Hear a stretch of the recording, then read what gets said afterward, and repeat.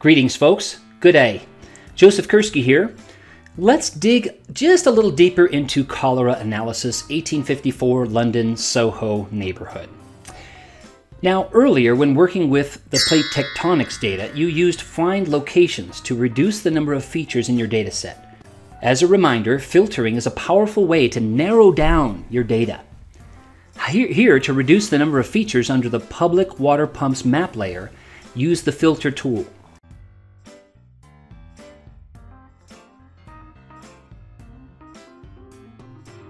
Use filter to filter pumps to select the Broad Street pump. See this dialog box and use unique to see the names, and then choose 43 Broadwick Street. 43 Broadwick Street. Broadwick is the new name for the street named Broad Street back in the 19th century. So name is 43 Broadwick Street. Your map should now just show one water pump instead of all 12 because you applied the filter. Remember the filter tool in the future. With this tool, you could filter world cities to just over 10 million, or neighborhoods where the population has increased by 2% a year over the last decade, or those trees that are in poor condition, or those water wells where the pH is less than 5.5, and so on. Click on Analysis to the upper left of the map to access the analysis tools. Use Analysis, use Proximity, create buffers. Analysis, use Proximity, create buffers. Create buffers. Buffer the Broad Street pump by 152 meters, corresponding to about 500 feet, which was the threshold distance for most people to walk to a public water pump. Skip the options in order to keep it simple for now. Name the resulting buffer 152 meters, Broad Street, GTAV, pump, and then uncheck Use Current Map Extent and save to your cholera folder as shown here. Next, run analysis. View your resulting buffer. What shape does it have and why? Teaching note. Ask your students, if I buffer a point, what shape is it going to have? If I buffer a stream and get the riparian zone, what shape is it going to have? Get them to think spatially about that. They should have said, yeah, it's going to be a circle. And it does. It is a circle. Use the measure tool to verify the distance from the pump to the edge of the buffer shape. I always like to do that every time I do an analysis, run an analysis tool, because I don't want just students to just click, click, click, turn it in, and I'm done. I want them to think carefully about, okay, what are we doing now, and why are we doing it, and what shape does it have, and then can we verify results, and so on. Yeah, it takes a little longer, but I think it's worth it.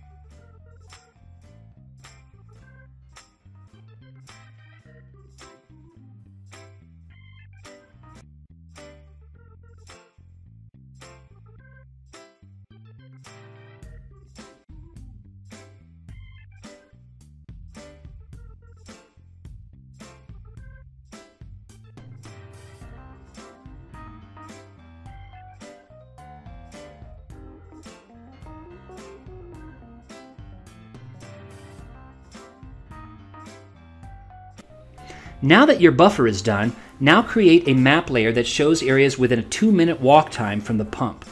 Use Analysis, use Proximity, create drive time areas. A bit of a misnomer here because you're actually going to create a walk time map. Public water pumps, walking time 2 minutes, overlap, name resulting layer as walk time 2 minutes Broad Street pump GTAV or something like that. Walk time 2 minutes Broad Street pump GTAV. Uncheck the Use Current Map Extent and save to your cholera folder. Run analysis. Be patient while this layer is created. As you know, each time you run an analysis tool, a new layer is created. This is why you need to have the publisher role in your ArcGIS Online organizational account, so you can publish or create layers. But these layers are powerful and can be used in other maps as layers there. When done, change the style of your new layer if you'd like. Compare the shape of walking time to the Broad Street pump versus the shape of the 152 meter buffer and the reasons for the differences, right? The walk time is different than the buffer around the pump, and that's because of the street pattern, right? Use caution in the interpretation, though. The walk time is calculated from modern data, not actually how long it might have taken in 1854 to walk those same streets. Consider showing students some street scene paintings or some of the first photographs in existence, which were around this time period, and discuss whether it's faster to walk the streets of London or Melbourne now or 160 years ago. Now we're dodging vehicles and pedestrians, or in 1854 we were dodging horses, buggies, pedestrians, and pickpockets, such as Charles Dickens, The Artful Dodger, and Oliver Twist. Remove the filter for the public water pumps. Now all of the pumps should be visible. Analysis tools work on all of the layers, all of the features in a layer, unless they are filtered. Now you'll be able to buffer all pumps by 152 meters. Does that make sense? So you filtered it, you buffered, it only buffered one pump. Now you've taken off the filter, and now when you buffer, it's going to buffer all of the pumps. So use the same procedures for buffering that you did earlier. Name your resulting layer buffer 152 meters, all pumps GTAV. Note the pattern of the resulting buffers.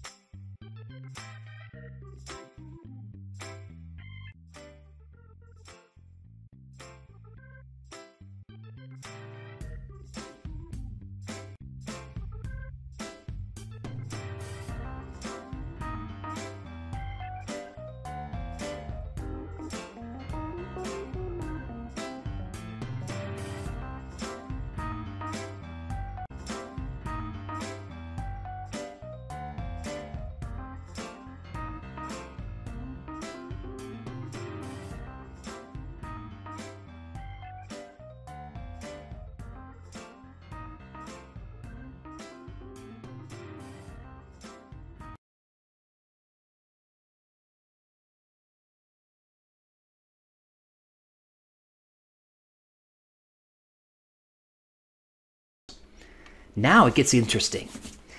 Now that you've got all these circles representing your buffers, you're ready to summarize the number of cholera cases within each buffer. To do this, we're going to do the following. But before we do that, let's think for a moment. We want to figure out which pump was nasty, which pump had the cholera pathogen in it. Okay? Now, it was too early. It was about 15 years before they actually identified it, the cholera pathogen with a microscope. So it was just, this seems bad because of the cases around it, but we can't actually identify what's in the water. So that's why we want to do this buffering and the summarize within. So we're going to go to analysis. We're going to summarize data. We're going to summarize within. we're going to choose the area layer to summarize. Which area layer is it? It's the buffer of the 152 meter all pumps GTAV layer, right? Our circles. And number 2, choose layer to summarize. We're going to choose the locations of one or more cholera deaths. So in the number 1 is the buffers, the number 2 is the cholera points, and number 3, add statistics. Yes, let's say number of cases, and for statistics, select summarize. In other words, the sum of the number of cases. And number 4, choose field to group. Let's skip this. We don't need to group anything right now. Number 5, resulting layer name. Give it a meaningful name. Summarize locations with one or more cholera deaths within buffer of the public water pumps GTAV or something. You're going to get a limit if it's too long. You're going to bump up against the limit, but you've got, I don't know, something like 254 characters or something like that. Unchecking use current map extent and saving your result in your working folder, as noted here.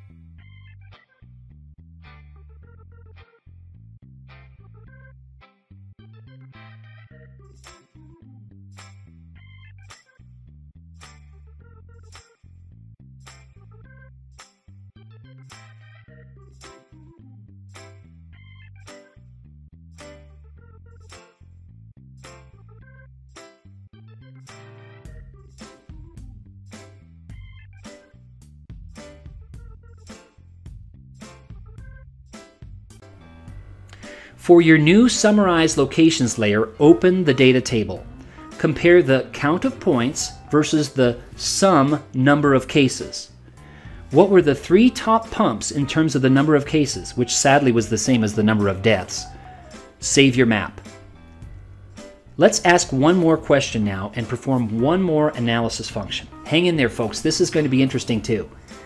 Let's say you're now Dr. Snow, and armed with your waterborne theory of the cause of cholera, you need to visit all of the pumps to assess their water quality. People are dying, and you need to be as efficient as possible. You need to calculate a route that will most efficiently walk you around Soho so that you can deliver your results to the health board and have the handle of one of those pumps removed. So, use analysis, use proximity, plan routes. Or routes, whatever your preferred pronunciation is. Number 1, choose point layer representing stops to visit. These are your public water pumps. Okay, that's number 1. Number 2, travel mode for routes. Walking time. You're going to be walking. There's no vehicles. Okay, you're going to be walking. There's no buses. Number 3, routes begin at. Add a point to the map at Dr. Snow's office location at the intersection of 2 major streets, Oxford Street and Charing Cross Road, which lies just off to the northeast corner of the study area.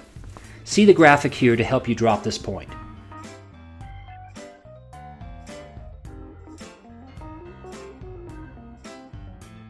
When your point is dropped, it will appear on the map. Start time. Leave this alone, thus defaulting to the current time. Number 4, routes end at return to start. In other words, he wants to return to his lab. Number 5, maximum number of vehicles to route. 1 vehicle, in other words, 1 person walking. Number 6, maximum number of stops per vehicle. Let's do 14. All the pumps plus his start and end point, so 14. Time spent at each stop. Let's say he takes 45 minutes to check the water, and so we're going to put 45 minutes there, time spent at each stop. Number 8, limit the total route time for vehicle for, let's say, 24 hours. People are dying. He's got to get back to his lab within 1 day, 24 hours. Again, given the critical nature of the situation. Number 9, result layer name. Give it a meaningful layer name, okay? The route to locations with cholera deaths, GTAV, or something like that. Uncheck use current map extent and place your map, your resulting layer, in the working cholera folder, okay? Now, allow time for the routes to generate, but when it's done, you'll see 2 new map layers. Number 1, routes to public water pumps assigned stops. And number 2, routes to the public water pumps. They will be displayed in blue on your map, which of course you could change to a different color or symbol if you wish. Save your map. Examine the table of your routes to public water pumps. There should be one record in this table similar to that shown here. It's going to give you the total time, the number of stops, the total service time, the total travel time, the total number of miles and kilometers. Consider having your students indicate how long in minutes and in hours it will take Dr. Snow to visit all the pumps. Little math integration there. Will Dr. Snow be able to visit all of the pumps in less than 24 hours? Now open the table of the assigned stops layer. You'll see exactly when he arrives and when he departs at each of the public water pumps. Okay, so according to this data, yes, he will be able to get back to his office, his lab, in 24 hours. Remember the metadata. A good practice to cultivate is to populate the metadata for every map, at least to some extent. Do this now by using the information button to the upper left of your map. Go to more details and go ahead and populate a little bit more of the details in there. Okay? Why should you do that? Well, if you eventually share your map with others, fellow teachers, students, they're going to want to have some information about where this came from and what you did with it. Okay? So even if you don't share your map, metadata is still important because it helps you find your own maps and to remember what you did to create them. So in other words, in a year's time from now, you might have 20, 30 or more maps and map layers. I hope you do, because that means that you're using spatial technology.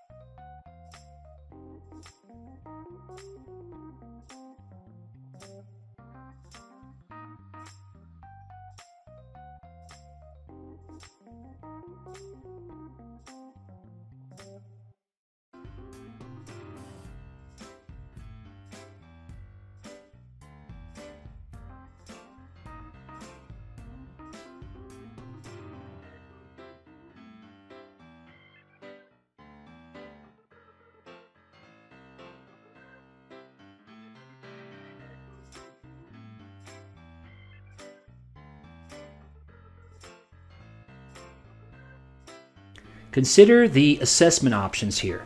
Consider asking your students to do the following. Summarize what you've learned about the 1854 cholera epidemic in a few paragraphs, including how spatial thinking and the use of web maps and analysis have helped you understand the situation. If time permits, give a short presentation to your peers, your fellow students, about what you've learned. One possible presentation tool is the creation of an ArcGIS presentation from your web maps and layers, as we've discussed in this module, or a story map, which we've also discussed in this module, mapping application to support their presentation. You can create or edit this presentation to the left of the map, just under where you examined more details a moment ago. Okay, so lots of activity here that you've, lots of procedures and analysis that you've done on this map, but you're gaining skills as you go along, and so are your students. Level 3, you dug into a little bit of the analysis tools. You figured out what's the buffer distance, walking distance within X meters or 2 minutes walk time of each of these pumps. You figured out how many cholera deaths were within 152 meters or 500 feet of each of these water pumps. You figured out the best route for Dr. Snow to visit each one of those water pumps to collect that data. And you did that all in a web browser with spatial technologies inside ArcGIS Online. Awesome. Thanks.